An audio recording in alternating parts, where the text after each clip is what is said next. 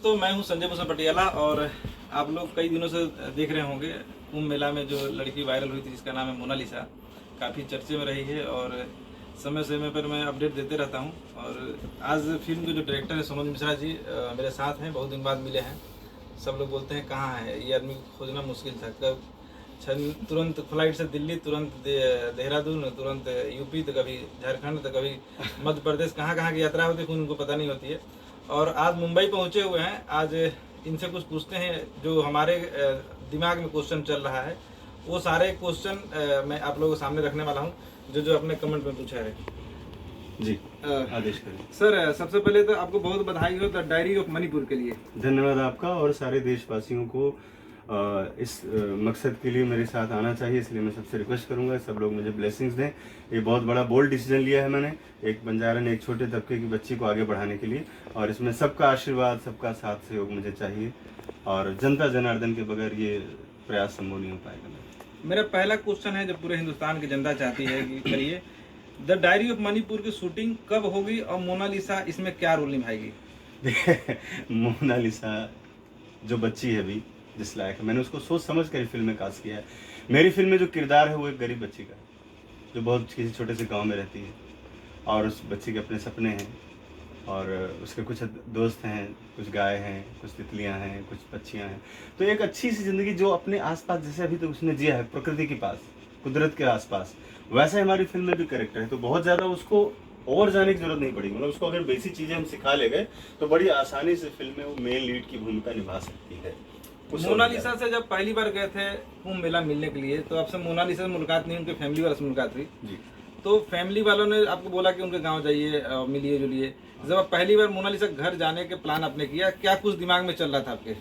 देखिए, मेरे दिमाग में ये चल रहा था, मैंने परियों की कहानी सुनी थी बचपन में कि एक परी थी और उसकी माँ उसको बहुत, मतलब एक लड़की थी, उसको माँ, सौतेली माँ उसको बहुत डिस्टर्ब करती थी।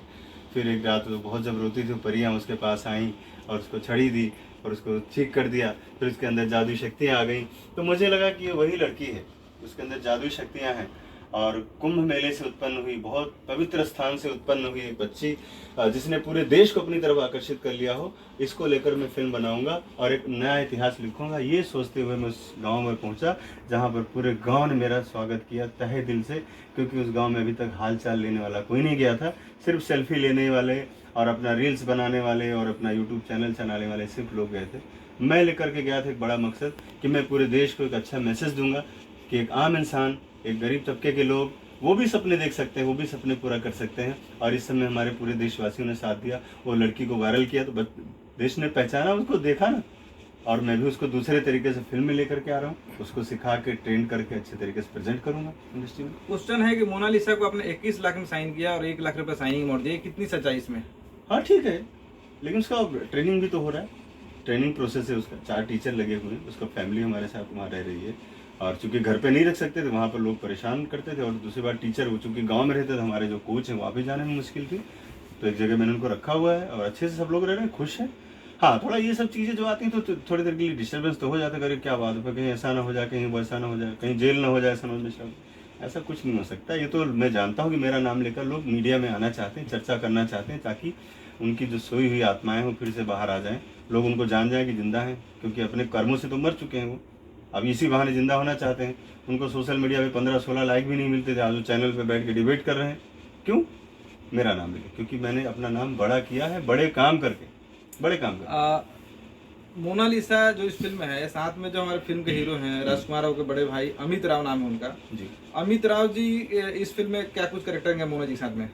अमित राव जी इस फिल्म में मुख्य किरदार निभा रहे हैं, इस फिल्म के सेंट्रल हीरो हैं, और पॉलिटिशियन की वो बेटे हैं और लंदन में रहते हैं। और उनकी जर्नी है लंदन से इंडिया तक की, बहुत स्ट्रगल वाली जर्नी है उनकी।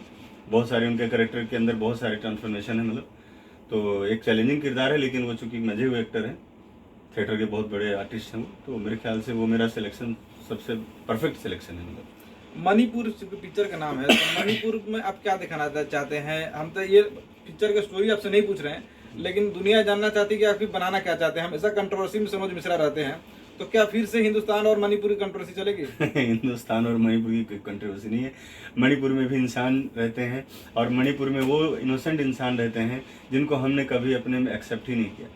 हम लोग उनको कभी चाइनीज़ बोलते रहे, कभी चिंकी करके, कभी कुछ, लेकिन हमारे भारतीय हैं वो।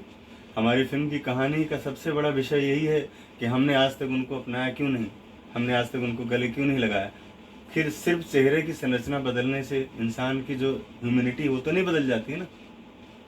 तो ये एक तरह से देखा जाए तो हम लोग जो इधर मैदानी क्षेत्र में जो रहते हैं, हम लोगों के लिए बहुत बड़ा सवाल है, क्वेश्चन है ये, कि हमने उनको अपने भारतीय होने के साथ बावजूद भी हमने उनको अपने से अलग करके रखा। मेरा बड़ा उद्देश्य बड़ा है, मैं चाहता हूँ ह्यूमैनिटी लोगों में जाए और ये मकसद लोगों में फैले कि हम सिर्फ और सिर्फ भारतीय हैं, और इसके लिए हमें पहल करने की जरूरत है, और हमारा सिनेमा उसका सबसे पहला एक एग्जाम्पल बनेगा। मोनालिसा से मिल क्या है? मोनालिसा कितने भाई कितने बहन है, उनके मम्मी पापा कौन कौन है, उसका रियल नाम क्या है? उसका रियल नाम भी यही है, मोनालिसा ही नाम है, और उसके बहनें भी हैं, भाई भी है। भाई तो मुझे वहीं कुंभ में ही मिल गया, फिर अभी मुलाकात हुई जब मुझे एयरपोर्ट छोड़ने आए थे सारे लोग। तो माँ है उसकी, बड़ी माँ है, बड़ी माँ के साथ ज़्यादा उसका टाइम बीतता है, और माँ चूँकि बाहर ज़्यादा रहती है, पापा भी बाहर रहते हैं, तो बड़े पापा के साथ ज़्यादा टाइम रहता है, और बड़े पापा ही उस घर के सबसे जिम्मेदार व्यक्ति हैं, वही उन्हीं का डिसीजन सब फाइनल डिसीजन माना जाता है। तो एक बड़ी ही मतलब संस्कारी फैमिली है वो, बहुत ही उनके अंदर के जो अपने रूल रेगुलेशंस हैं वो बहुत ही अच्छे हैं। हमारे लोगों की तरह से नहीं कि हम लोग अभी कुछ बोले और पलट के बात बदल दी। उनके यहाँ कपड़े लत्ते, पहनावा, खाना पीने से लेकर के बोली भाषा, किसको क्या बोलना है, किसको दादा बोलना है, किसको काका बोलना है, वो सारी चीज़ें भी उनके अंदर जिंदा हैं। भारत में जो शायद देश में से और हिस्सों में से बढ़ते, जो सभ्य समाज जिसको कहते हैं, वहाँ से लोग भूलते जा रहे हैं, लेकिन उनके अंदर वो चीज़ें भी मोनालिसा की पहली यात्रा थी इंदौर से बेंगलोर, जहाँ पर एक ज्वेलरी के उद्घाटन में मोनालिसा पहुंची थी, हाँ। केरला में। तो ये इसका